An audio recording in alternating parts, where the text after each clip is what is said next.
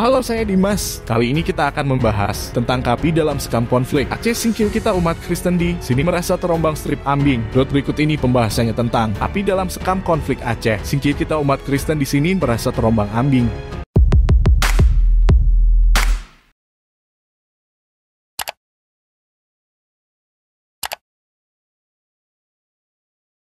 Empat tahun pasca konflik agama yang terjadi di Aceh Singkil, rekonsiliasi masih belum mencapai titik temu. Konflik Aceh Singkil disebut sebagai potret buruk intoleransi di Indonesia. Di tengah menjamurnya konservatisme yang terobsesi melakukan politik penyeragaman atas nama mayoritas. Pembakaran gereja HKI Sukamakmur, Aceh Singkil pada 2015 menjadi awal apa yang disebut sebagai konflik Aceh Singkil. Saat itu sejumlah gereja dibakar dan dibongkar lantaran dianggap tak memiliki izin. 4 tahun berselang, Martina Bruto, warga desa Sukamakmur di Kecamatan Gunung Meriah, Aceh Singkil, yang juga menjadi salah satu pengurus gereja, mengaku kewalahan dengan banyaknya persyaratan untuk mengurus izin mendirikan bangunan IMB, gereja di provinsi yang mayoritas penduduknya beragama Islam itu. Rasa resah, nggak bisa lagi aku ngomong apalagi pengurusan IMB sejak 2016 disuruh diurus. Sampai sekarang nggak ada muncul strip, muncul padahal berkas kami bolak-balik. Udah semua sementara kami sudah dapat 7 rekomendasi. Jelas masalah nih. Pemerintah Kabupaten Aceh Singkil sebelumnya memberlakukan persyaratan yang ketat untuk IMB gereja, yakni harus memiliki setidaknya 150 pengguna dan mendapat dukungan masyarakat setempat paling sedikit 120 orang. Sesuai peraturan Gubernur Nangroe Aceh Darussalam nomor 25 tahun 2007 tentang pedoman pendirian rumah ibadah, pemerintah daerah Aceh yang menganut hukum syariah kemudian mengeluarkan Kanun Aceh nomor 4 tahun 2016 tentang pedoman pemeliharaan umat beragama dan pendirian tempat ibadah. Kanun itu menyebut bahwa pendirian tempat ibadah harus memenuhi syarat memiliki setidaknya 140 jemaat dan dukungan masyarakat setempat paling sedikit 110 orang yang bukan pengguna tempat ibadah tersebut. Persyaratan ini lebih ketat dari yang ditetapkan pemerintah pusat lewat Surat Keputusan Bersama SKB 2 Menteri 08 dan 9 tahun 2006. Salah satu klausul SKB yang ditetapkan Kementerian Agama dan Kementerian Dalam Negeri tersebut menyebutkan bahwa pendirian tempat ibadah harus memiliki jemaat sebanyak 90 orang dan mendapat sedikitnya dukungan 60 orang masyarakat setempat. Selain mengatur jumlah minimum jemaat dan dukungan masyarakat agar izin pembangunan gereja bisa diajukan, Kanun Aceh nomor 4 tahun 2016 mengharuskan pendirian tempat ibadah mendapat rekomendasi tertulis dari beberapa badan, mulai dari Kocik, Kepala Desa, Imam Mukim, Kepala Pemerintahan Adat, Camat, Kepala Kantor Kementerian Agama, dan Forum Kerukunan Umat Beragama, FKUB, serta surat keterangan status tanah dan rencana gambar bangunan. Dalam hati kecilku, itu trik juga. Kenapa harus diturunkan ke Kepala Mukim kembali? Kenapa tidak diajukan sama Bupati? Itu trik juga dalam hatiku. Hancur kami memang. Hancur sehancur-hancurnya. Penerapan kanun itu membuat umat Kristen di Aceh Singkil semakin pesimistis mereka akan dapat membangun gereja lagi. Boas Tumanggar, Ketua Forum Cinta Damai Aceh Singkil, Forcidas, yang mengadvokasi warga Kristen di Aceh Singkil, mengungkapkan kanun tentang pendirian tempat ibadah dianggap menjerat umat dan sebagai bom waktu karena acap kali digunakan untuk kepentingan politik. Dahulu kala, di sini gereja Kristen Pak Paderi, JKPPD, di desa Siompin berdiri.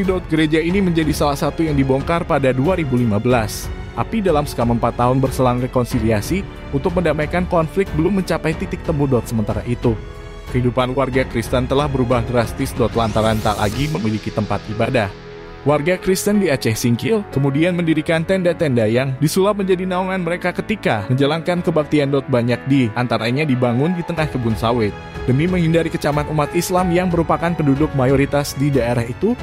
Boas Tumanggar mengungkapkan dalam konflik 4 tahun lalu terdapat 9 gereja yang dibongkar satuan polisi Pamong Praja, Satpol PP, dan 1 gereja dibakar massa karena dianggap tak berizin. Dia menuturkan umat Kristen di Aceh Singkil yang merupakan minoritas di Aceh berharap adanya jaminan beribadah dan kebebasan beragama di provinsi yang menerapkan syariat Islam. Itu yang jelas kita meminta kepastian hukum bagaimana nasib kita ke depan. Karena pada saat ini khususnya kita umat Kristen di sini merasa terombang-ambing. Kepastian hukumnya nggak jelas, ujar Boas. Tokoh umat Islam Asingkil, Rosman Hashimi, yang juga menjabat Ketua Umum Tanfiziah Nahdlatul Ulama NU Aceh Singkil pun mendesak pemerintah untuk segera memberi kepastian hukum terhadap tempat ibadah umat Kristen di Aceh Singkil. Kalau ini tidak terselesaikan, sama dengan pembiaran. Makanya banyak diistilahkan ini api dalam sekam, kata Rosman. Suatu saat kita takut meledak lagi. Apalagi dengan Aceh Singkil yang multi etnis mudah sekali terpicu imbuhnya. Rosman Hashimi yang juga sempat menjabat sebagai Forum Kerukunan Umat Beragama FKUB Aceh Singkil menegaskan pemerintah daerah Aceh Singkil tidak berani melaksanakan peraturan yang berlaku. Dia merujuk pada penerapan pendirian ibadah yang pada Kanun tahun 2016. Masa melakukan aturan tidak bisa kalau seorang pemimpin tidak mampu melaksanakan aturan yang sudah jelas, apa namanya itu, ujarnya. Persoalan kami di daerah ini menjadi dilematis, imbuh Rosman. Semestinya pemerintah bisa lebih tegas. Ketua FKUB Aceh Singkil, Ramlan, mengatakan banyaknya aliran gereja Kristen di Aceh Singkil semakin memperumit penyelesaian konflik Aceh Singkil. Untuk menuntaskan persoalan, semestinya pemerintah Aceh Singkil bisa lebih tegas. Dengan sikap tegas, Arif putuskan. Permintaan umat Kristen yang bisa kita penuhi, kita penuhi. Jangan tidak tersentuh sama sekali, itu juga bahaya, ujar Ramlan. Walaupun orang itu di sini minoritas, tetap diperhatikan. Karena kalau tidak jadi riak juga, bahaya itu. Lanjutnya, namun Bupati Aceh Singkil, Dul Musrid, justru mengungkapkan rekonsiliasi belum mendapatkan titik terang karena kedua belah pihak belum bersepakat. Kita sebagai pemerintah didesak untuk mengambil langkah. Kalau diminta tegas, saya ingin mereka berproses rekonsiliasi. Saya kerja pakai aturan KOP. Proses apapun dia, ikuti aturannya, tegas Dul. Mereka tinggal pilih mau ikut aturan menteri atau ikut aturan gubernur Aceh. Sedangkan aturan ini harus dilampirkan lagi Kanun Aceh tahun 2014, imbuhnya. Politik penyeragaman atas nama mayoritas. Bagaimanapun, apa yang terjadi di Aceh Singkil, menurut Direktur Eksekutif SETARA Institut Ismail Hassani, menjadi potret buruknya intoleransi di Indonesia di tengah menjamurnya konservatisme yang terobsesi melakukan politik penyeragaman atas nama mayoritas. Mereka kemudian menegasikan atau tidak mentolerir kelompok-kelompok yang lain. Tuturnya aksi ini, menurut Ismail, semakin ekspresif karena kemudian identitas yang dipersoalkan adalah agama yang berbeda dengan agama arus utama di Aceh. Khususnya Aceh Singkil. Itu yang kemudian mendorong pihak-pihak di Aceh tidak bersepakat dengan pendirian atau keberadaan sejumlah gereja di Aceh Singkil. Padahal, menurut Ismail, tempat ibadah merupakan bagian inheren dari kebebasan beragama dan berkeyakinan. Rekonsiliasi konflik yang dibiarkan tanpa upaya, baginya hanya akan menjadi api dalam, sekali yang kapanpun akan berpotensi mengemuka. Apalagi sejalan dengan orientasi politik identitas yang melekat dalam event elektoral di berbagai daerah, maka kasus-kasus macam ini akan mengalami eskalasi, ujar Ismail. Setara institut mencatat, setidaknya aktivitas 200 gereja di seluruh Indonesia disegel dan ditolak oleh masyarakat dalam kurun waktu sekitar 1 dekade terakhir. Nah, itu tadi pembahasan tentang api dalam sekam konflik Aceh Singkil. Kita umat Kristen di sini merasa terombang-ambing.